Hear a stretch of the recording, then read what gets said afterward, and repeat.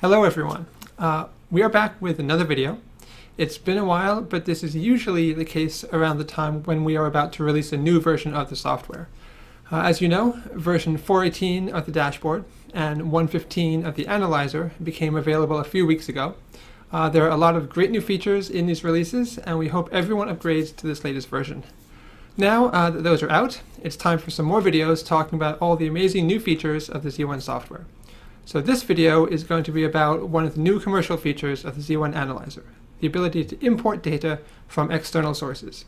So let's get started.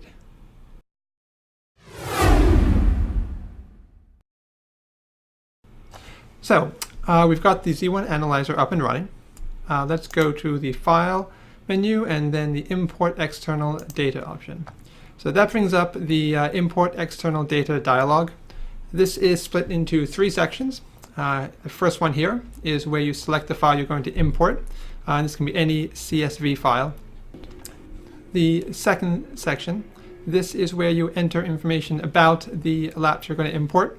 That's the name of the driver, the name of the car, the date and time that the data was recorded, the name of the track, and the length of the track if you know it. If you don't know it, you can get that from the data within the file in most cases. Down here, this third section, this is where you'll get a preview of the file you're going to import, and also where you assign the data within the file to data channels in the Z1 Analyzer. All right, so now in this first section, we click the Browse button, and this brings up your standard file chooser dialog. And so you can select the file you're going to import. And as I mentioned before, this can be any CSV file. So we have a file here we're going to use. We select the file and click Open.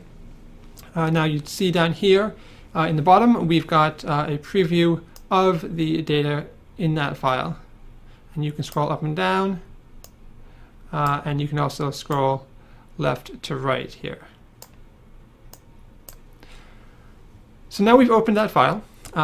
In the second section, we want to enter the information about the file. So the driver name, the car name, and the track information. You can type that in, or most files that you can import will have the information you need right at the beginning here. For example, the venue, which is the track, the vehicle, which is the car, the user, which is the driver, and then the date, and then the time of that file. So if you right-click on these, you can choose which one of these you want to set. So I'm going to choose the set track name, which is the venue of Lonato. And then the vehicle, in this case, it's nothing is defined within the file, but I can still choose the set car name. And I could change this if I wanted to my car or whatever else I want to enter.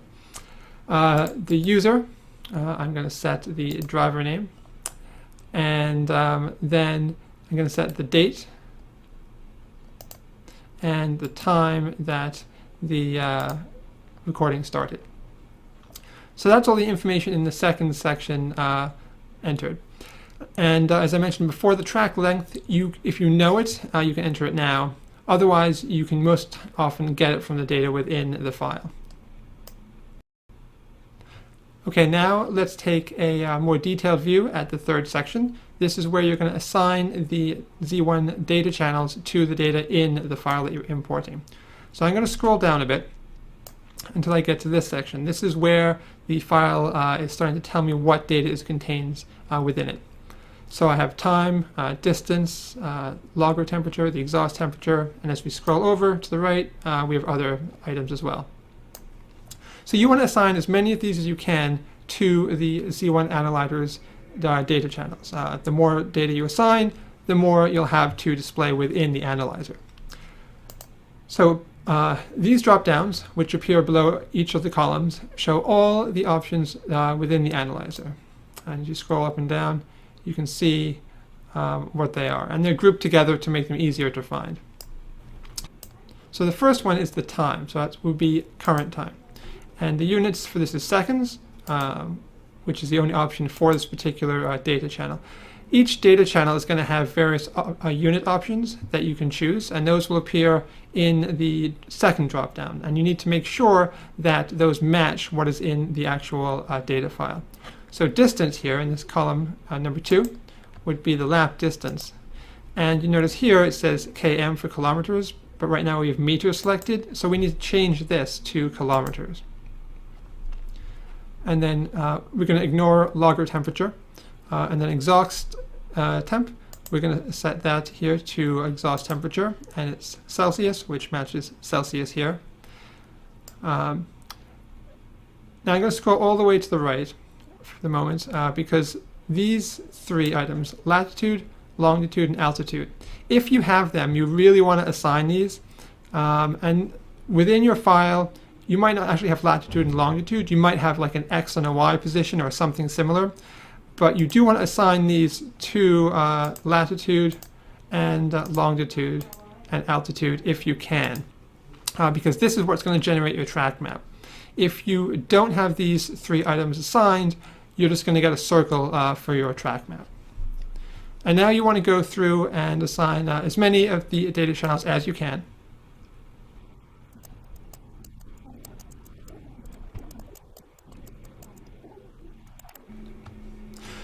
Okay, so now I've assigned all the data channels I want to within this file.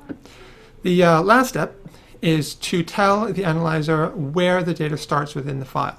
So to do this, you click on the first row that contains data. You'll see here that becomes highlighted with a line above it. So that means everything from there down is going to be imported as data into the analyzer.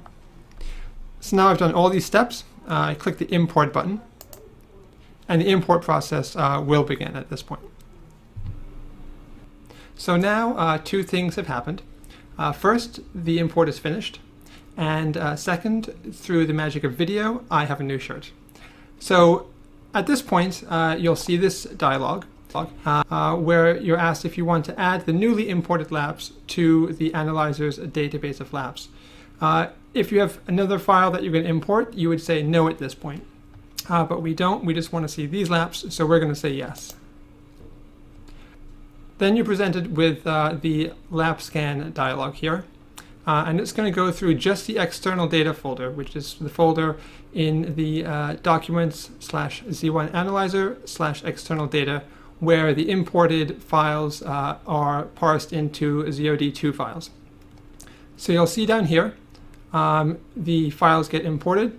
And then once they're done, you get this dialog saying that the lap scan is finished and you want to open the lap. So we do. We're going to click yes. And we get to the select lap dialog.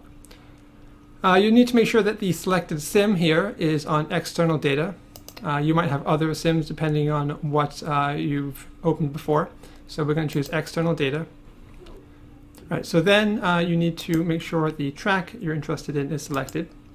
And on the display here, make sure you go to all laps so that you're not restricting yourself to laps that were only a few days old. So here we have the list of the laps that were in the imported file, and we can choose whichever one we want to open, as you would any other lap. So we're going to double click this one to open it. And then here is the lap displayed in the analyzer. And you can open another lap to compare it, just as you would anything else. So I can open this base lap. And I can even compare this against a lap from a sim, as long as the name of the track in that sim is the same as the one I specified for my external lap. So, hope this has been a useful video.